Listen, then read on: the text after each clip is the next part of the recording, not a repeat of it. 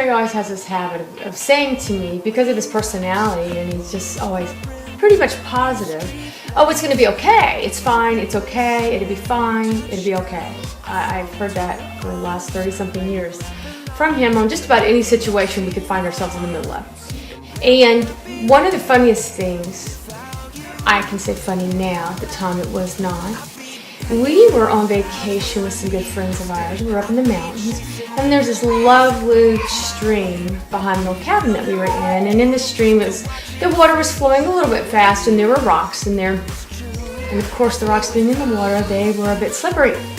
So Addie was about 6 months old, and Trey, Addie, and the boys were looking at the river, enjoying the sights and the sounds. And I'm standing there enjoying it with them, and then he decides he's going to take a walk out on the rocks with Addie. I said, do not go out there with her. The rocks are slippery. Flashback, step into the scene. No, it's not. I said, don't go out there. He said, it's okay, it's okay. I said, I'm leaving. I'm not watching this. Do not go out there. And so I turned around and walked off because I'm like, I cannot watch this happen. He cannot do this. Thinking that maybe if I walked away, he'd see I was serious and wouldn't do it. Well, I go into the little cabin, and it's not but a few minutes later, my friend comes running in, and she says, Trey fell in the river with Addie. And I'm like, what? So I run out there and find him with her still in his arms, but a little wet. And I said, what happened? He says, oh, we just had a little slip. Well, and then I get the real story is that he slipped on the rock. Addie goes flying up into the air. He catches her in his arms before she hits the rock and saves her life, I guess like a hero.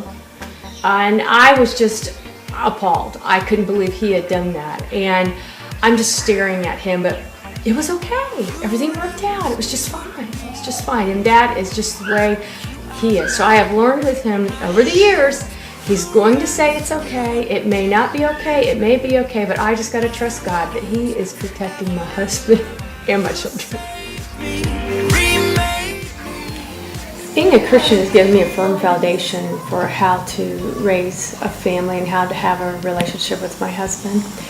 I can count on Proverbs 31 to tell me how to spend time with my family, how to give my creative abilities to my family, how to make sure that I have a good relationship with my husband, that he and I have mutual respect for one another, that we give each other time, that I prioritize relationships, that he and I have a very good relationship that our children can count on and feel secure in, makes our home a pleasant place to come to, that children always know that they have mom and dad who love each other, helps me to realize I need to spend time with my children and pour my life into them, and allowed them to see me at work, at home, and in ministry in the church, and with their dad.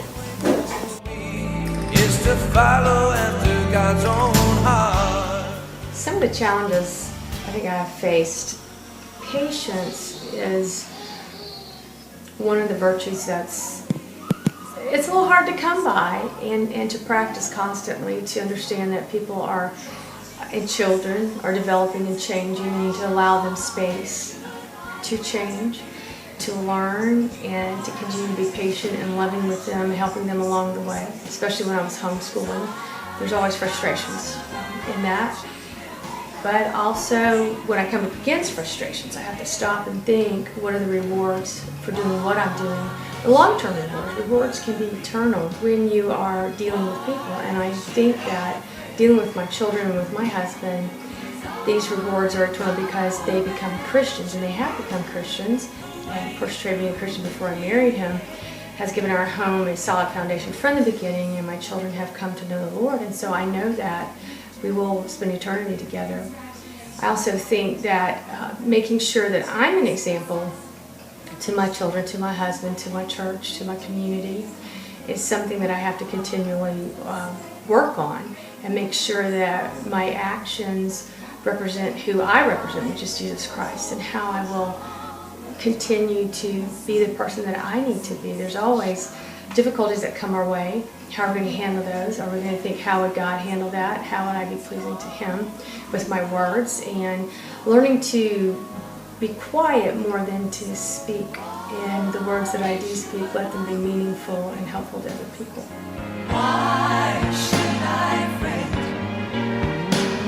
'Cause I got a mansion builder who ain't through with me yet.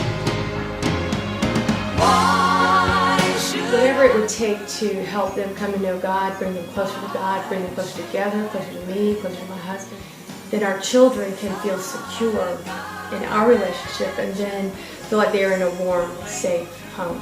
me